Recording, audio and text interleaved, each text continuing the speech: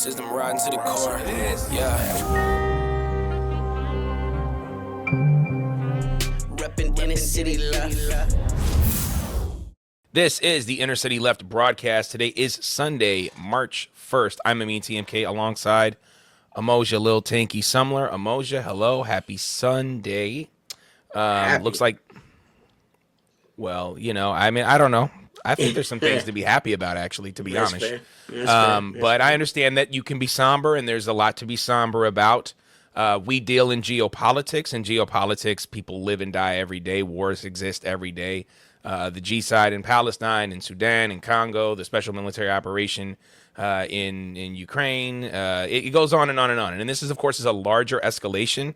But I think it's important to acknowledge that, pretty much people are dying by American hegemony every day. So anyway, that shouldn't stop your feelings or your thoughts or your desires and your somberness, which is absolutely understandable.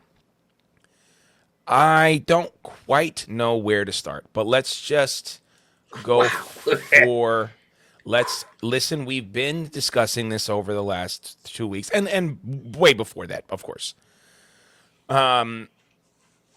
Massive strikes in Iran.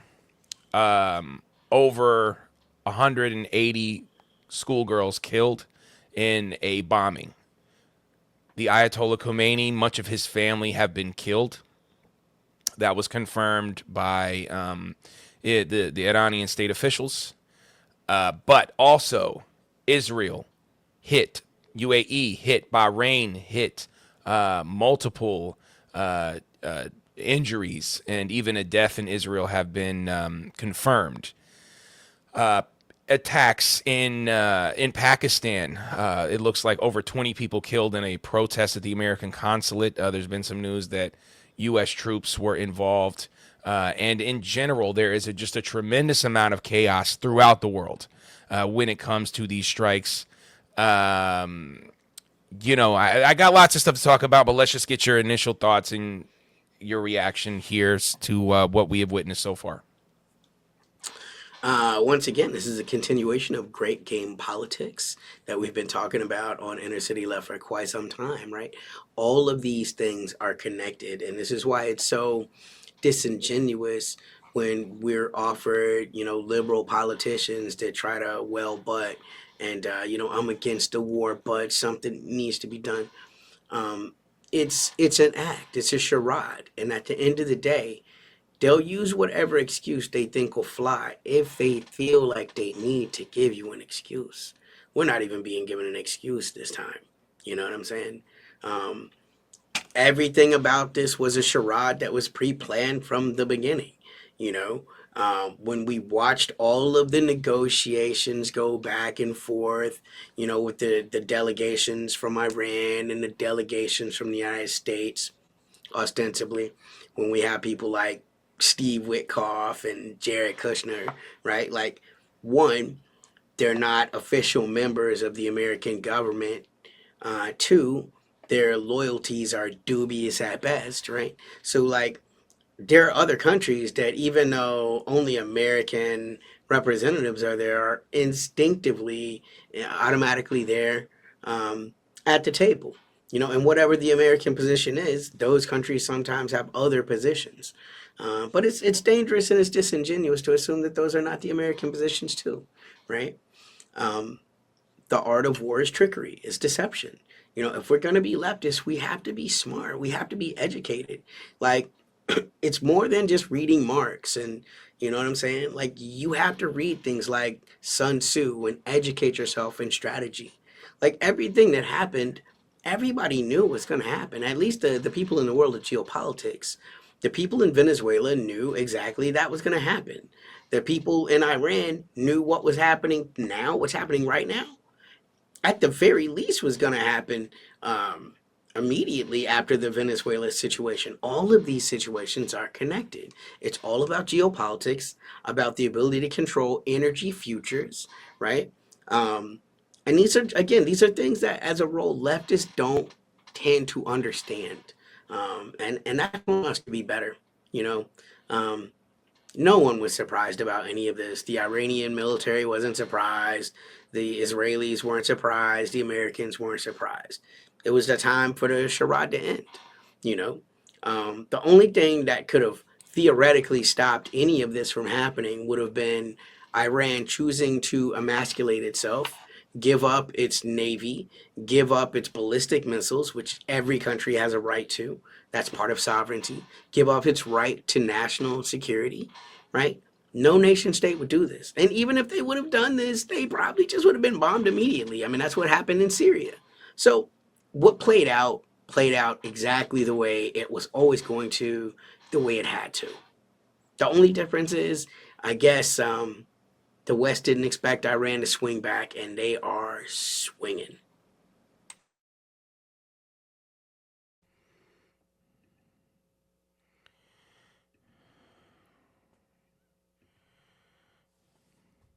Donnie J talking. Just gonna get your thoughts on this, and we can discuss. But this is him. The lives of courageous American heroes may be lost, and we may have casualties.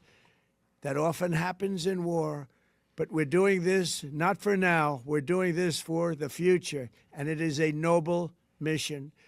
We pray for every service member as they selflessly risk their lives to ensure that Americans and our children will never be threatened by a nuclear-armed Iran.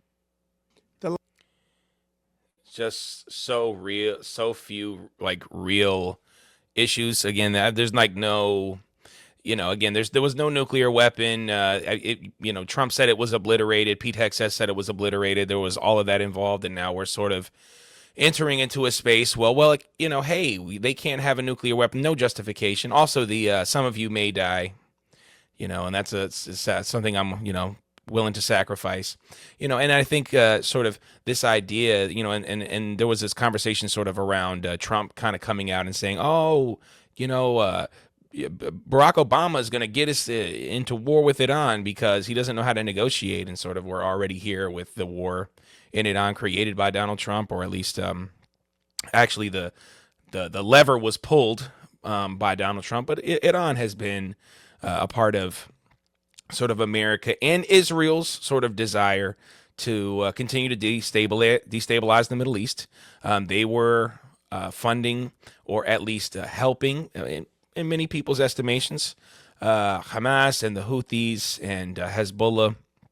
And this was the first step, was taking out Assad and allowing, kind of stopping that free-flowing movement from Iran to Lebanon. Now that's not there. We have head chopper in charge, Al-Julani, and that was specifically made to happen because of this war that has been planned for quite some time. And of course, Trump is supposed to be the peace president. He did get the FIFA Peace Prize. I don't know if you knew that. He brings peace to soccer. Okay, that is what American presidents do. We bring peace to soccer. But now I guess my question sort of is, now that this is happening, now that we are here, what do you think happens militarily? What happens, again, what are your thoughts? What happens next here, and what has happened? Well, one thing that we know happened is, yesterday, at the beginning of morning in Iran, literally the attack began at dawn. How corny! The Israelis and the Americans attacked the Iranian nation. They launched in excess of 50 Tomahawk missiles, is what I'm being told. Several of them aimed directly at the residence of the Ayatollah Khomeini, traditional American style, right? He was killed. Uh, Members of his family were killed. His granddaughter was killed, 18-month-old granddaughter. Um, yeah, and they took out all sorts of people that were just on their kill list. One of the people they killed was Ahmadinejad, who hasn't been a part of the Iranian government since like the Bush era. and has been ruled ineligible to even run for office by the Ayatollah that got killed. This is the irony and the danger, right, of the wrath of the West. I mean, he said things that pissed him off in the 2000s. Has no systemic power, really no access to power, and was just a retired president living out his life and was killed, you know. Um, and from there, after that, Iran retaliated much faster than in the initial 12, so-called 12-day war. They began to immediately retaliate, and they struck targets all across occupied Palestine. They hit. Now, I'm going to say something, and I need to clarify that.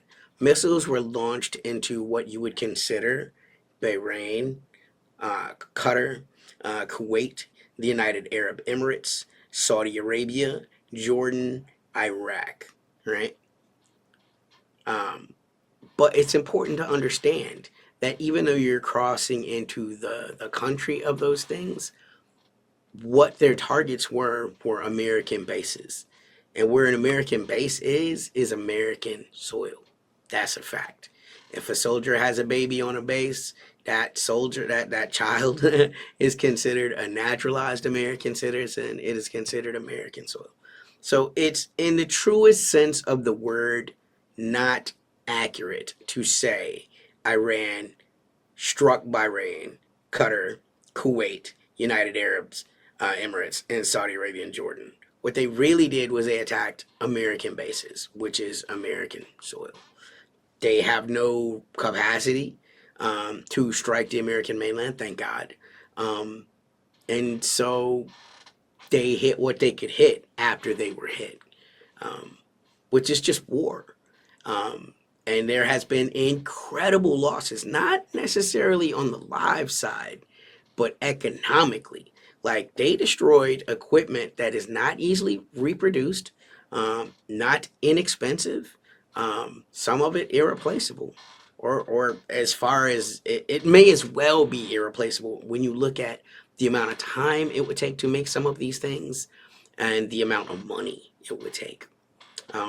And it's the most significant strike that has happened to America since World War II, easily. Perhaps more so, because no one was able to hit America proper in World War II, but a base is American soil. So, and now it's just bloodletting back and forth. They've been able to successfully hit Israel. Israel has successfully hit them.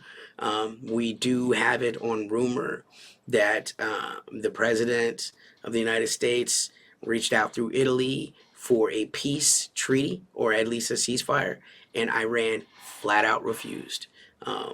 They've changed their flag. They've put up their red flag of rage or rebellion. I'm not an expert on that. But it's a different state flag, which is associated with the Shia faith that has something to do with revenge. So there again, and this is what we talked about. An Ayatollah is not a president. An Ayatollah is not a king. An Ayatollah is a religious figure. And they have killed this man who is like a pope, right? The equivalent of a pope to a Roman Catholic is what the Ayatollah is to Shia. And there are Shia worldwide. And there will be repercussions. And this is not something that's going to end in a day.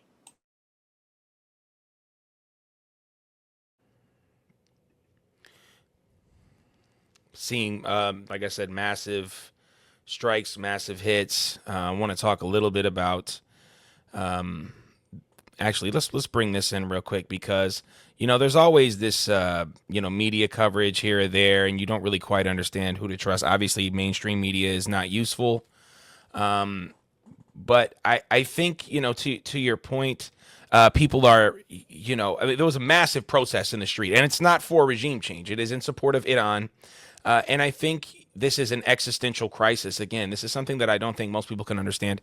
Like you said, religious leader killed during this is the first third of Ramadan, and you kill in a. I mean, not only that, you killing him on the start of the work week. You killing him after Friday, or Friday night, Saturday morning at dawn. Of course, Friday is the Jumu'ah prayer is the most important prayers on, for the week for Muslims. So you have this, and you have an existential crisis that people are experiencing. This is not about, like regime change or like helping Israel for them. This is a much larger existential crisis.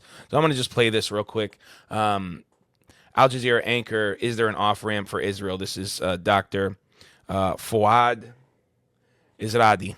Here we go.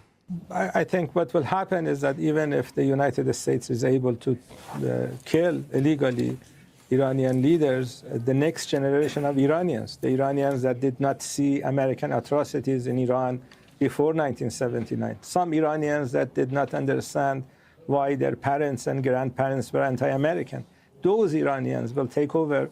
Now they understand why American government is an imperialist, vicious government, and a government that attacks other countries and kills little children. They understand they're fighting the Epstein class that either rape little girls or bomb little girls. This is the government that we are witnessing. They're going to fight back against that government, and they're going to ensure that the Islamic Republic of Iran will live many years.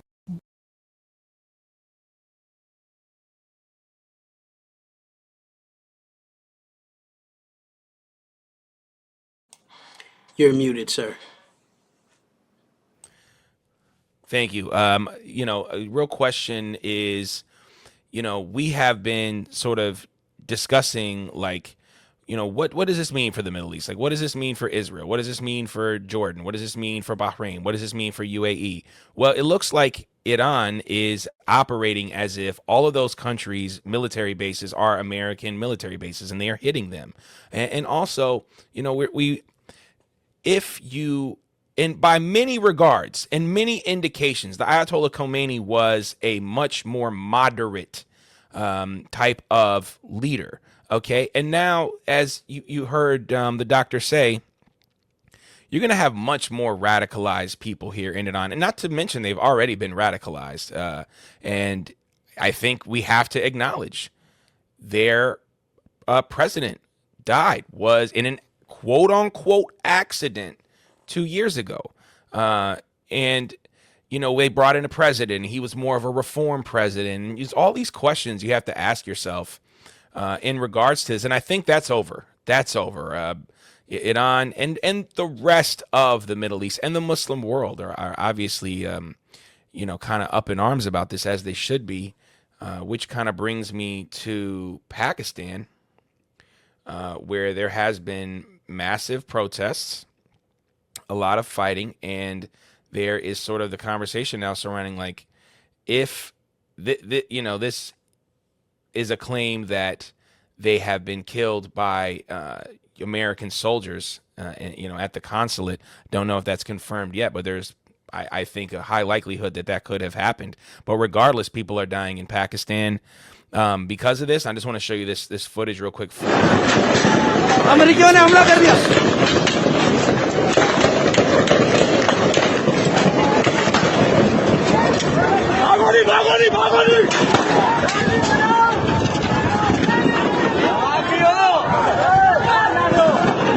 Yeah, you can see people basically just running for their lives, some gunshots involved. And, it just goes to the point of, like, no matter what happens, the United States continues to bring death, destruction, G-side, and destabilization all across the world with very little reason. Oh, they have a nuclear weapon. Come on now. We've been talking about this for 30 years. Netanyahu's been talking about this for 30 years. And the larger region is at war, at conflict. What are your thoughts? Yeah, I mean, again, right, the whole conversation about nuclear technology is one that people do not take in a rational way. Is nuclear energy incredibly dangerous? Yes, it is. Does that mean that one country should be able to tell another country what they can and cannot develop? No, it doesn't. Like, and to believe that is to believe in the supremacy of the West, which is ultimately a white supremacist understanding. Like, when we say decolonize your mind, it's all the way there. Like, people have to understand how much the social programming they have affects their ability to be anti-war. I'm thinking about right now, all of the Iranian expats, the goofy chick with the flower in her hair, talking about, oh, I'm doing this so that women can be free. The first thing that the West did was they blew up a girl school, a girl, and 150 little girls are dead. Are they free? Like, you know what I'm saying? Like, y'all have accountability for that. Like, that's on you. That's blood that's on you.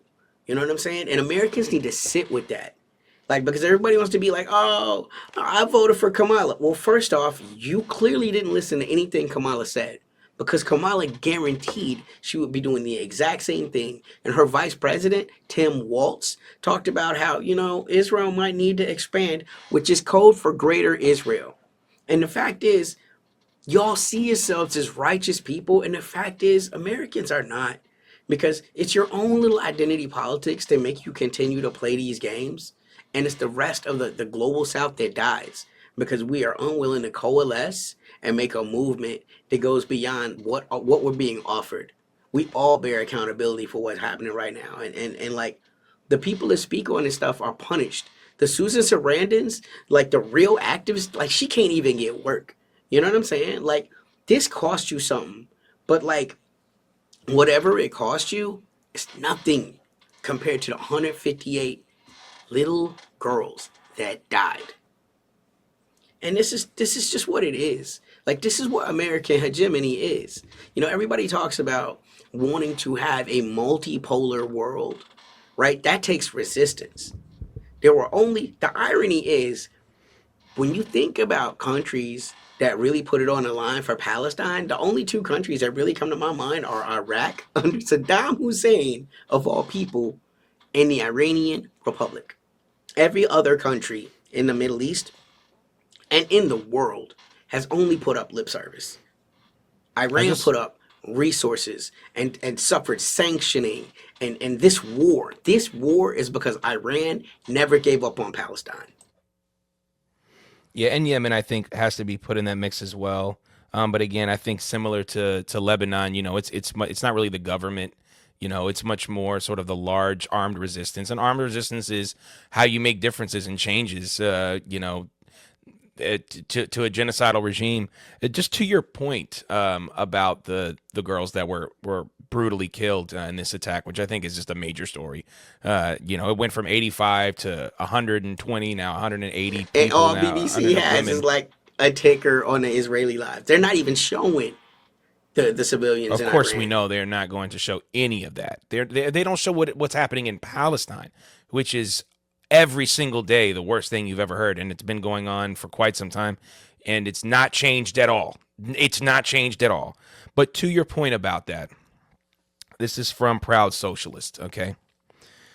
The attacks launched by the United States against Iran that included bombing a school and massacring at least 85 schoolgirls were carried out using AI.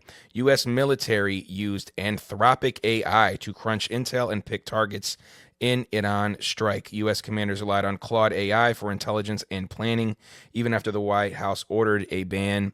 This was something that Hegseth was really into. He really wanted to implement AI into the U.S. military. We've already had base systems come out with something called the Lethal Autonomous Weapons System, aka LAWS. We talked about this several years ago, and they have been using this idea of AI to sort of separate themselves from the decision making. Well, AI said this was a high value target, and a high value target could just be 180 schoolgirls, on the first day back from school, which again is as horrible as you can have it. So again, the United States using AI, making major mistakes. Just don't care about civilians. The United States does not care about civilians, man. Like you talked about how many people were killed by, the Iranian government in the protests. The number just went from like 30 and 40 to like 12,000 people have been killed. That is just not reality. But what we do have is mass death brought to you by the United States and not Iran.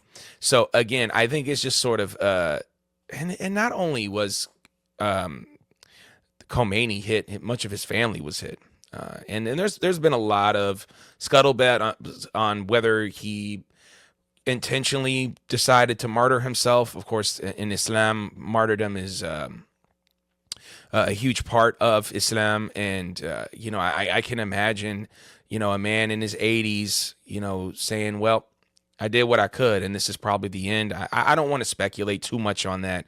But I do just want to acknowledge that Maduro is a part of this. He is rotting in a jail somewhere in New York.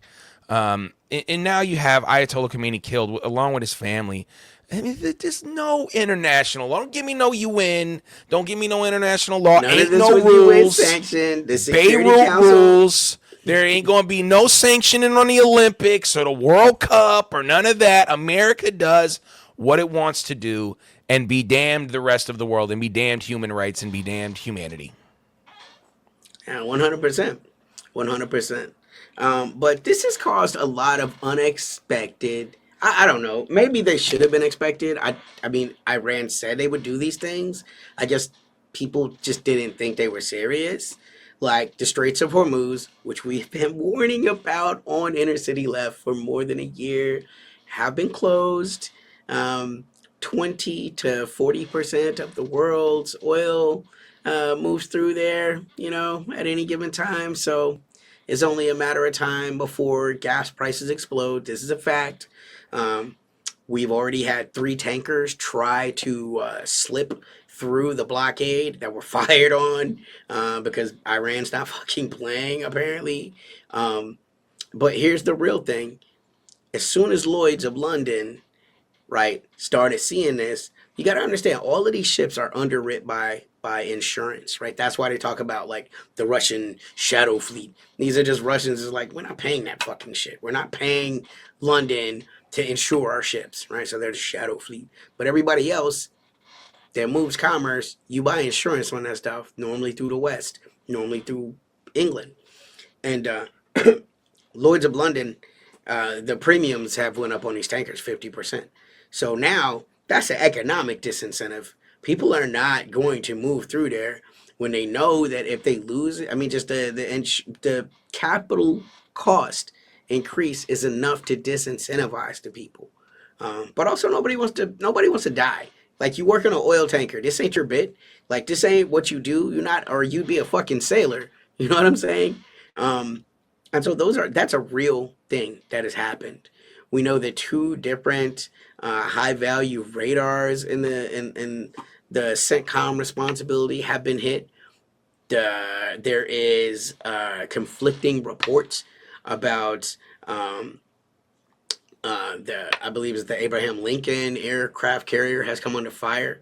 Iran claims to have fired 4 hypersonic missiles.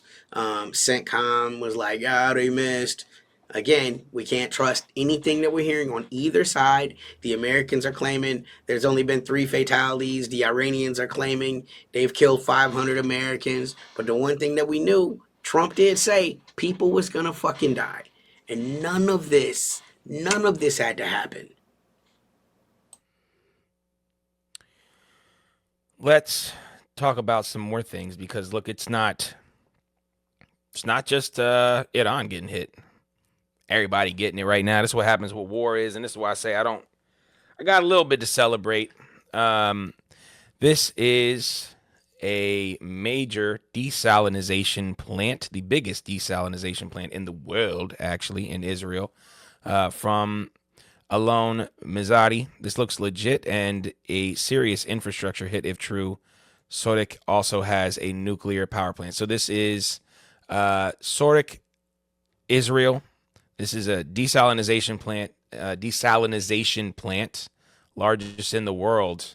And I just want you to take a look for our podcast listeners. I'll do the best I can to kind of explain what's going on here. But I don't know if you can see it, Tanky, just sort of a massive amount of water. Here we go. Here's the video. He wants to play around with me.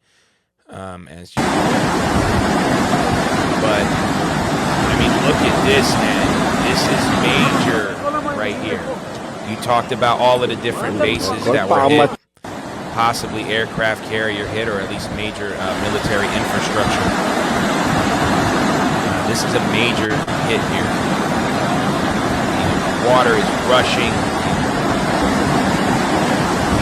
Major flooding. I mean, just everywhere. And again, this is the price of war. We know that Benjamin Netanyahu, Prime Minister of Israel, fled, got out of there, tried to go to Cyprus. They wouldn't let him get there. So he went to Germany. Isn't that nice? You're going to going to Germany. War criminal to be. It's like war criminals are just driven to Germany. Like there's like an instinctive need to go there. All jokes aside, that desalination plant is the largest in the world because this was a fucking desert, right? Important to remember. And so that again is that's going to affect the material conditions of life in Israel. This is what war is. It's messy. It's not always you win. You beat up this other guy until they quit. War is the worst thing that humans do, and that's why we should never do it. But I just find it ironic that Israel now has the possibility of having water shortages like the Gazans have had for the past 3 years. War cost something. It's not just you go in there and smack up, and this again, this complete misunderstanding of Iranians' capacity for revenge is 100% connected, once again, to lack of fear of non-Western nations. But this is a nation of 90 million people. They have more STEM graduates than the United States of America. Like, these are smart people that are capable. And once again, right, Imperial Boomerang, because we've kept them under sanctions for so long, they've had to develop all their own internal processes. So they're coming up with their own avionics industries, their own aeronautical industries, their own military capacity, native. They've had to. And that's what we're seeing now. We're seeing the capacity to hit back. Everyone understands defense is a sucker's game. You cannot defeat the United States. You probably cannot defeat Israel in an aerial combat. You have to concede that. And what they've chosen to do is concede that. And now it's like, okay, we just all, it's like watching two fighters just throwing haymakers. Israel are throwing all of their best weapons. And with the hypersonics that have been released all across the Middle East now, you're starting to see that Iran is throwing their best weapons. Yeah, no one wins. This is when we say, oh, they win the war. No one wins a war, man. And that's just what's happening here. America's going to get hit really hard. I don't think this is the way that the Americans looked at this, or at least the American governments looked at this. And again, Israel is facing casualties as well. And Dubai was hit. Bahrain hit. Smacked in the face. And these are American allies. Qatar also. And anybody really right now kind of has been warned. Like, if you have American bases, you can get hit. Jordan also hit. I think it was like 9 different countries. I got to double check. There's one more thing I wanted to show you. I wasn't going to show this, but you brought up the Democrats. And we've been harping on the Democrats. That's sort of why we even started this broadcast. And Jasmine Crockett's just been coming up a lot, and I know she's trying to sort of normalize the relationships with Israel. And I came across this interview. I just want to show it to you. It's just so bad. It's just so bad. But it is the mentality of the Democratic Party and the mentality of the Democrats to don't answer questions, give word salad answers. This was an interview that Jasmine Crockett was doing. And I'm going to go ahead and just play it for you, and we'll just get a reaction. You said that the relationship between the United States and Israel has existed long before you were born, I was born, and will exist long after. Yeah. But why does that have to be the case? Yeah. It's a valid. It's valid, but I also want to frame it like people like you and myself. Mm-hmm. The United States has had a relationship with a lot of things: racism, sexism, homophobia, and we fight against those things every day, fight to cut those ties every day. So why does it feel like this relationship with Israel has to prevail? I'll tell you this, that right now, because this at least has been publicly stated, right now we have allies that are not sharing information with us because they don't trust us to be able to hold on to that information in a safe way. Obviously, we've seen what's happened with Signalgate, that kind of stuff. But I will tell you that intel has always been very important to the United States. And so that's... Okay. Well, let's... I mean, it's to the point where it's just a word salad and the interviewer doesn't push back at all, doesn't care, just like, well, Okay. all right. And I'm supposed to be, and like, it's really blowing my mind watching all these people spend so much social capital on this girl. You know what I'm saying? Because her politics are some shit. Like, that doesn't make you anti-black. It's not misogynoir. It's none of those things. You know what I'm saying? Like, this person, objectively, her politics are not pro-inner city. They're not pro-black. Like, she is another servant of the Epstein class who has been captured. Like, identity politics makes you look past all of that and just be like, oh, they're attacking a black woman, right? This is a person who is standing in as a servant of the empire, doing empire work. Like, again, a person that claims to be a feminist, right? Where is the critique? Oh, I mean, it's never even a nuanced critique. You know, I stand for Israel. However, I personally reject the attack on the school center that killed 158 girls who deserved a chance to try to come up in the Iran we're trying to create, right? Never even anything like that. No pushback at all. It's just whatever the empire says. You know what I'm saying? And like any type of critique on her automatically have people in your DMs. Oh, you know what I'm saying? Like, and these are people that wear Malcolm X shirts and act like they want to be progressive and pro-black. Like, being pro-Democrat is not being pro-black. Being pro-Democrat is not being progressive. It's no good thing other than, oh, I'm a Democrat and I get to play the game. But the game gets people killed. We're supposed to be trying to create something altogether new, utopian, and useful, and that is not what she is doing.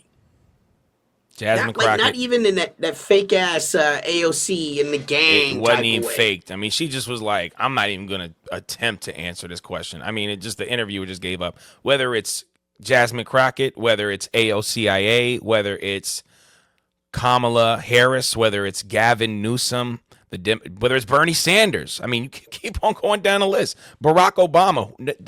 No matter who it is, no matter how they represent, no matter how they like to discuss their rhetoric, it's all the same.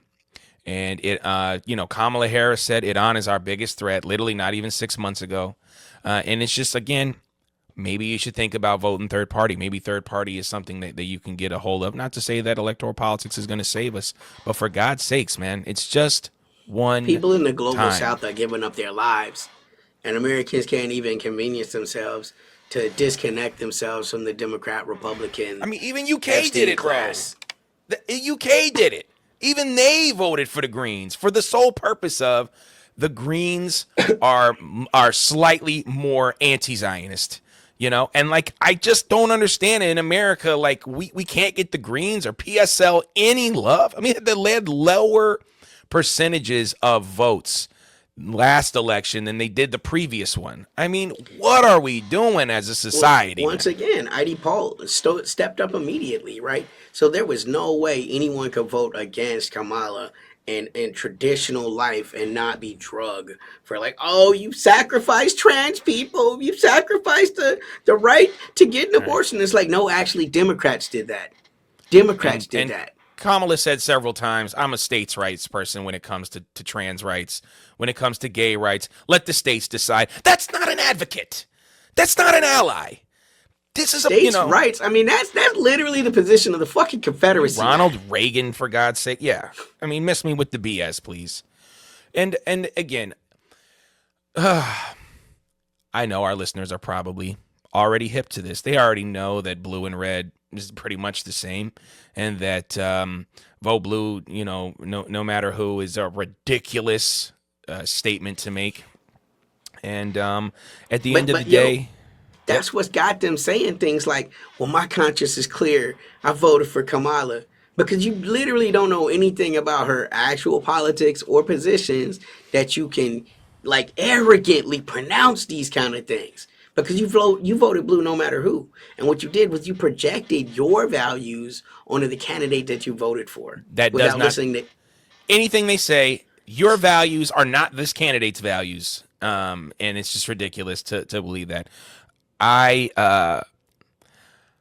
am hoping that the Iranian military has enough to stop this aggression upon itself.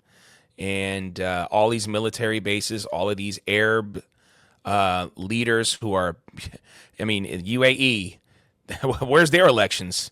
You know, Saudi Arabia, where's their elections? Bahrain Jordan, is where's a their literal elections? kingdom. Saudi Arabia is Bahrain, a literal kingdom. kingdom. And then people talk about the Iranian democratic process when they voted Yeah. for a president like twice in the last 4 years because the last one fucking died. And I don't know, 60 million people showed Yeah. up and voted. The most progressive possible candidate won, and he's been played out like, I mean, like, again, they killed Ahmadinejad. Now he is quite a conservative man. You know, he down with the burqa, like the whole shit. You know, very like that is not who Pezeshkian is at all. His whole politics was, let me talk to the West. Let me help them understand. Yeah. I'm amazed they haven't killed him yet. But I know Well, they're trying. look, I mean, figureheads are figureheads. Celebrities are celebrities. But from what I've heard, and I don't know about you, the man who is in charge of Iran, in charge in quotation marks, many people are in charge. The security advisor, he's doing just fine. He's alive and he is well, because that is the person who is making the major decisions when it comes to what Iran does next. And that political infrastructure, that military personnel infrastructure is still alive and well, just like how it is in many ways in Venezuela. I'm not going to get into Venezuela right now. You took a president, but the rest of their country is still pretty much intact with caveats. But, it's just an ongoing situation. Obviously, we're going to be continuing to cover this. But at the end of the day, let's not miss the forest for the trees. This is about lives. This is about humanity. This is about America fighting a war it cannot win. Let's go back to Afghanistan. Let's go back to Iraq. Let's go back to Vietnam. Let's go back to Korea. It cannot be won. What they are desiring can't happen. And it's just mass death. And it's just the desire to change what the rules are so we can make something happen. Because right now, I don't see any way for the United States to achieve its goal of regime change. And I think this is just, again, going to be a major escalation throughout the Middle East. And who knows what's going to happen. Let's give a shout out to our podcast listeners. We're available everywhere you find podcasts, Apple Podcasts, Spotify, Fables, Foibles, Other American Sins. You can check that right behind me. Link in the description. Patreon.com/InnerCityLeft. So thankful for you guys. We're getting more patrons every day. Feel free to ask us questions on Patreon. That's where we handle those. And subscribe, comment below. I mean, we're just trying to become a bigger channel. We're getting closer and closer to 1,000 subscribers. But I know that the people that we do have always listen towards the end. We have a lot of when I always check our stats, the duration is always like towards the end of the video. So I know you guys are watching, and I hope you guys are talking to your families out there. Our listeners, you're talking to your friends, making sure they know what's going on. Don't let the propaganda get you. The propaganda machine is going to be insane over the next few weeks. TMK everywhere you find music. Lil Tanky everywhere you find music. Tanky, final thoughts. It's only we did 43 minutes. I mean, honestly, probably could have been an hour and a half for us to talk about all this. But what did we miss? Yo, man, we are for the culture in the realest way possible. Like, please share our material. Like, there's never been a better time, a more appropriate time to be bumping inner city left content. The music, all of our music is music to fucking turn up to. You know what I'm saying? Like, the podcast, that is to educate your fucking mind, to make you a better, smarter citizen of the planet. You know what I'm saying? This shit is not for likes and clicks, but man, educate your tribe, Educate your fam. Be smart. And don't be out there just sound biting motherfucking shit that Bibi Netanyahu is saying. Or shit that Trump is saying. Like, if we do anything, we say take everybody with a little bit of skepticism. Even take us. You know what I'm saying? Trust but verify, man. You know, we out here to try to give you some of the knowledge, but ultimately that responsibility is on you to take care of you and your tribe. And we gonna do what we can to take care of us and our motherfucking tribe. And I hope, if you're a good person, I hope you winning. That's all I can say. Well said.